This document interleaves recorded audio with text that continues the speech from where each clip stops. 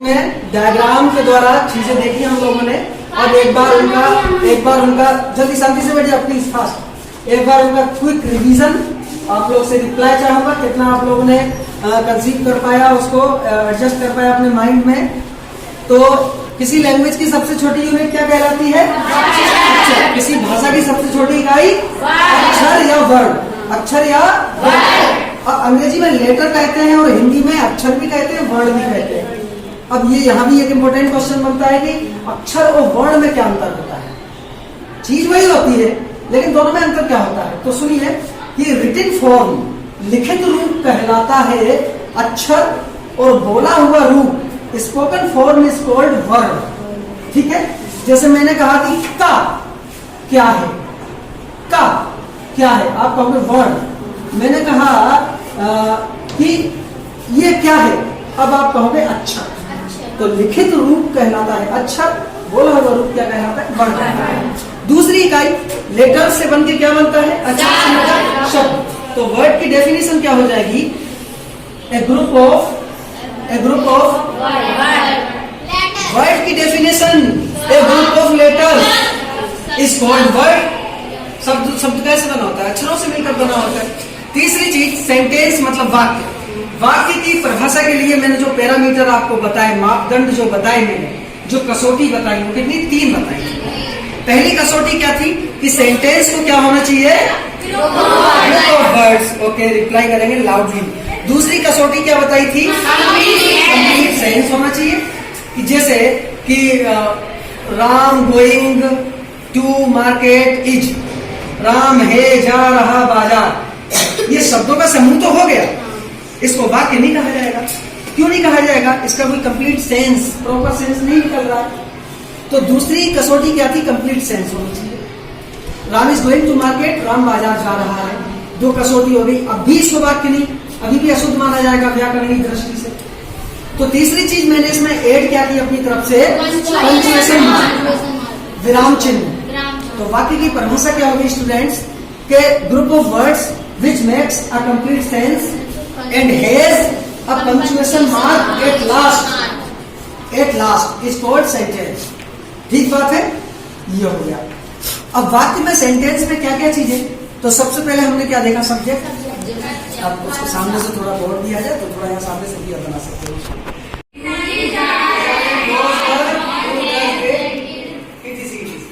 और models can could may might will would shall should must need dare it.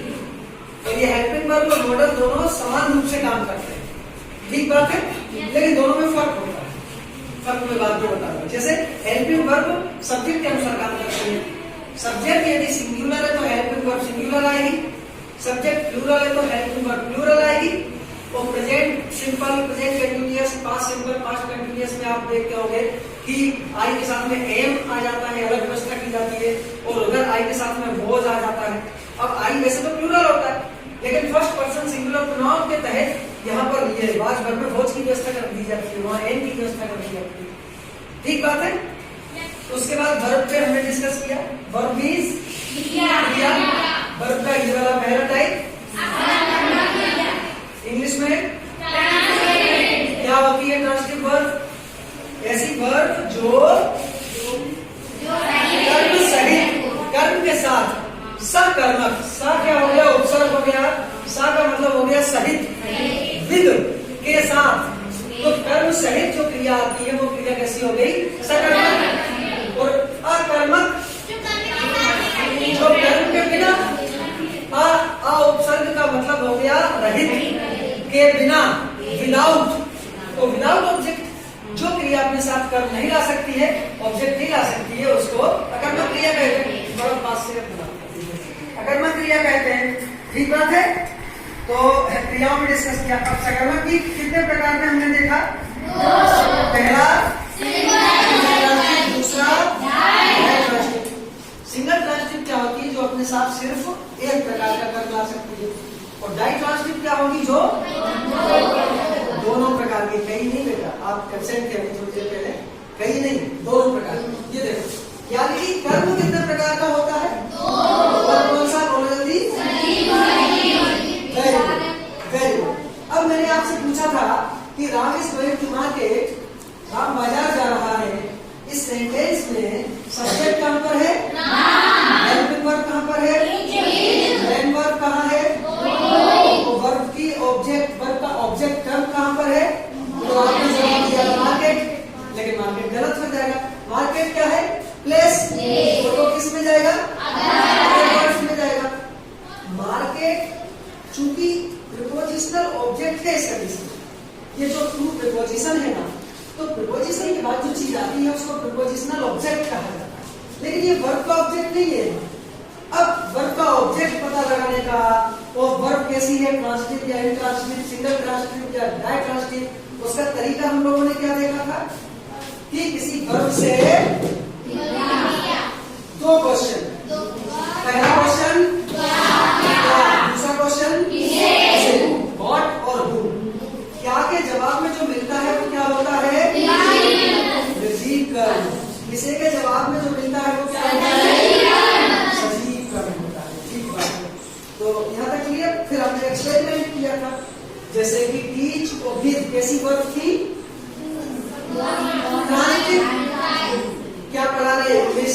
किसे पढ़ा रहे? Students को, सिस्टर्स को, ब्रदर्स को। अंग्रेजी को सजीव दोनों मिल रहा है। क्या दे रहे हैं? नोट्स, किताबें किससे दे रहे हैं? स्टूडेंट्स को। अंग्रेजी को सजीव दोनों कर मिल रहे हैं, डाइट्रांसिटिव हो गई। और ये रीड और ईट किस प्रकार की हो गई? Single transitive. और ये स्लीप, गो, ये तो इंट्रांसिटिव हो गई, अकर्मक क्रिया होगी। इतना क्लियर हो गया। सब्जेक्ट में बस 10 सेकंड की चीज हो। अब सब्जेक्ट कर्ता के अंतर्गत क्या क्या चीजें आ सकती है, कौन कौन सी चीजें सब्जेक्ट बन सकती है? तो किसी का नाम सब्जेक्ट बनता है। मिस्टर ए अंग्रेजी पढ़ा रहा है, मिस्टर बी अंग्रेजी, राम अंग्रेजी पढ़ा रहा है, श्याम अंग्रेजी पढ़ा रहा है, तो राम श्याम सीता गीता नाउन हो गई, संज्ञा हो गई। तो सब्जेक्ट क्या क्या चीजें बन सकती है? एक तो आपकी नाउन, दूसरी क्या चीज सब्जेक्ट बनती है आपकी? Very good, I, we, you, they, he, she, personal pronoun और भी प्रकार के प्रोनाउन, वो भी सब्जेक्ट बन जाते हैं। दो चीजें सब्जेक्ट बन गई। तीसरी चीज क्या है जो सब्जेक्ट बन जाती है? नेम तो नाउन में आ जाएगा, वस्तु नाउन में आ जाएगी, प्लेस तो नाउन में आ जाएगा। Noun is the name of a person, place और थिंग और एनिमल। आपने सुनी होगी दो चीजें, जीरंड और इंफिनिटिव। जीरंड और इंफिनिटिव। कोई मूवी स्टार्ट होती है, उसमें एक लाइन लिखी आती है, smoking is injurious to health. आपने सेंटेंस पढ़ा होगा, swimming is a good exercise, teaching is an art, पढ़ाना एक कला है, तैरना एक व्यायाम है। अब यहाँ पर आप देख रहे हो, ये इसके पहले जो शब्द आ रहा है वो वर्ब है, और वर्ब में आईएनजी लगा है और सब्जेक्ट के स्थान पर रखा है। इस कंडीशन को कहा जाता है जीरंड। मतलब वर्ब का आईएनजी फॉर्म जब सब्जेक्ट का काम करता है, सब्जेक्ट के स्थान पर आता है, तब बच्चों क्या बोल दिया उसको? जीरंड। तो नाउन सब्जेक्ट हो गया, प्रोनाउन सब्जेक्ट हो गया, जीरंड सब्जेक्ट हो गया। और इंफिनिटिव, इंफिनिटिव क्या होता है? शॉर्ट में समझ लो, मुख्य क्रिया का टू वाला रूप। जैसे स्विमिंग जीरंड हो गया, swimming is a good exercise, तैरना एक अच्छी व्यायाम।